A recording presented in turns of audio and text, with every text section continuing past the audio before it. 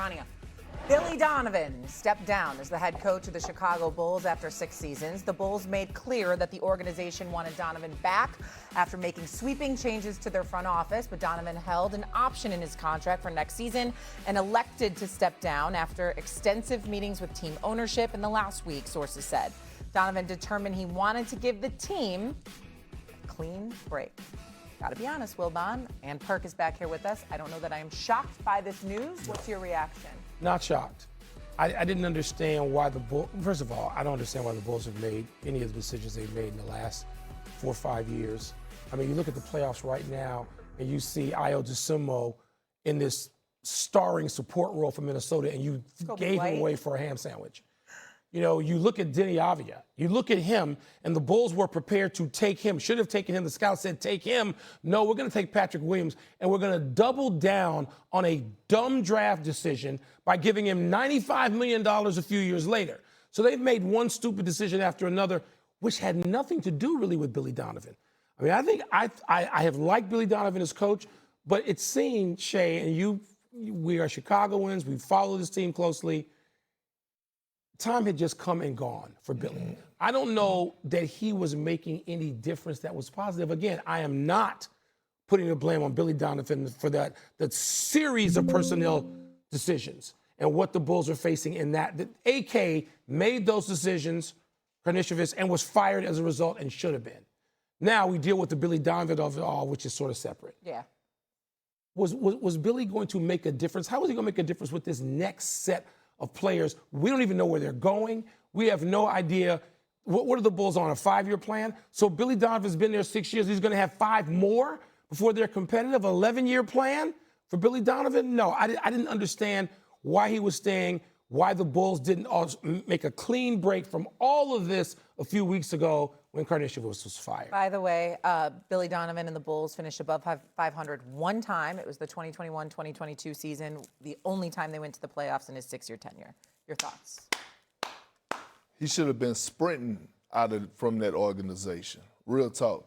Let's keep it real. The Chicago Bulls have been one of the biggest disappointments in the NBA.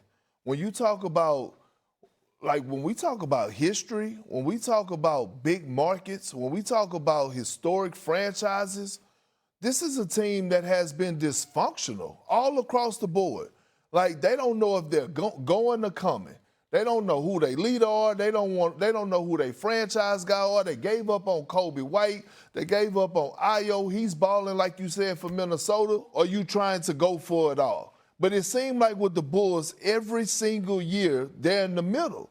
And we got to start holding them to the same level that we hold the Boston Celtics to, the Los Angeles Lakers to. It's about championships. And I believe that the fan base, and y'all can tell me, y'all frustrated at this point.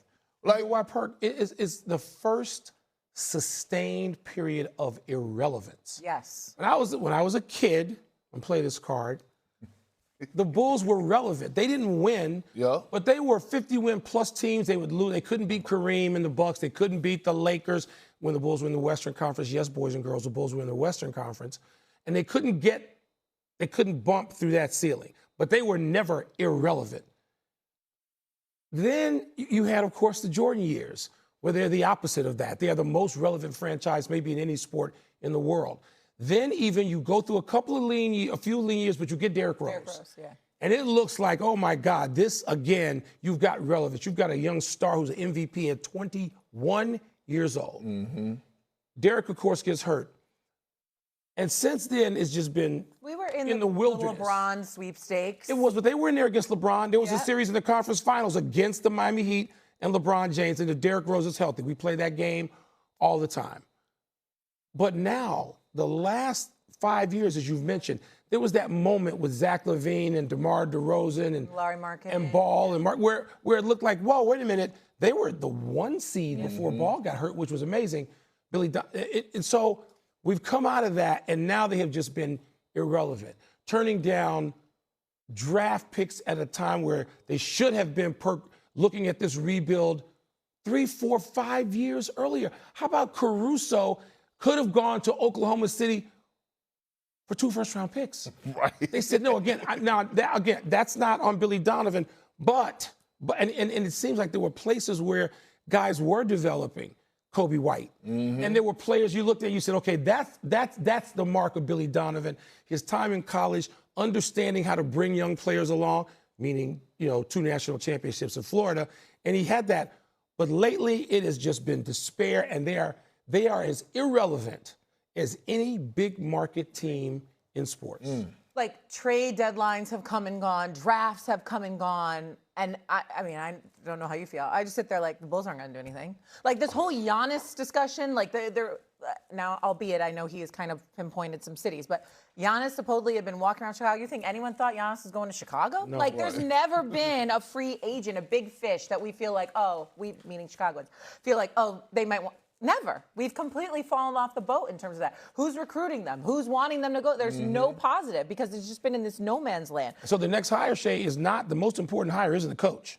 And that will be important. The hire is who's going to run this thing. 100%. Right. Well, and so that's another place where, the Bulls have not had a big swing. Yeah. It's time to have one. Been a minute. The Bulls have been On ESPN just 2 days from the draft in Pittsburgh. Hear from Steelers head coach Mike McCarthy as the wait for Aaron Rodgers continues. 2 days from that, Tuesday means game 2s across the NBA playoffs. We got some good ones. 7 Eastern, we got the Sixers and Celtics. Well, good for Boston. They lead 1-0 in the series after a 32-point win Sunday.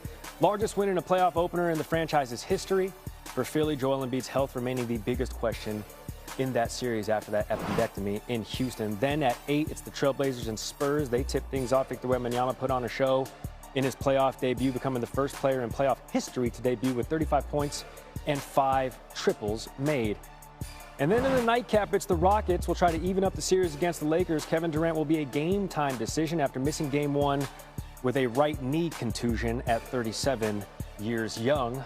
Let's talk about it. Perk, back on the program, and let's start, Perk, right there with the Rockets and the Lakers. Houston failing to reach 100 points in Game 1. How do they generate more offense in Game 2 tonight, especially if they don't have KD for another game? Well, one, they got to hang their hats on the defensive side and get back to their identity and getting stops. But number 2, they got to go run their offense through Alfred Sengun and hope that they can make shots Alfred Sengun is one of the most promising bigs that we have in the game for its upside, and they got to continue to feed him. But overall, they got to get it done collectively. From Tari Eason, getting stops, getting out in transition and running. Their defense got to transition to their offense and easy buckets. That's the only way that they're going to have a shot to win in this game without Kevin Durant. Speaking of promising bigs in the Western Conference, I think Victor Wembanyama checks that box as well. An impressive playoff debut. This his 3rd season, 35 points in Game 1. That is the most by a Spurs player in their playoff debut, previously held by Tim Duncan. What impressed you most about Wemby's performance in Game 1, Perk?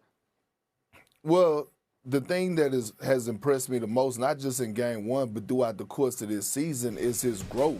Being a big man and with guard skills, he has now embraced actually being a big man and being dominant. We saw in Game 1 that he was attacking the paint at first, finding ways to get to the basket, and then all of a sudden it opened up things for him on the outside, and that's the Wemby that you love, right? You want him to find that balance of inside out offensively. We know what kind of player he is defensively. That's why he got the Defensive Player of the Year award. But offensively, if he's going to dominate that in that fashion and have that balance, then it's going to be hell in hot water, not only in this series, but for the rest of the playoffs for everybody that he faces. And it's interesting. I think you mentioned it and Wendy mentioned it. It wasn't even like a standard Wemby game because he had 35 points, but only in his standards, 5 boards and 1 assist. He normally averages nearly 12 boards a game. All right, to a player that's not in the playoffs this season, Perk, that would be Giannis.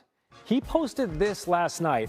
Let's read between the lines. Year 13, this has been one of the toughest seasons of my career, but as they say, like a phoenix from the ashes, pregnant pause on purpose there, I'll rise to the city of Milwaukee, my city. Thank you for the unwavering love and support. Feels like a goodbye. I don't know, Perk. What do you make of what Giannis hit the internet with last night?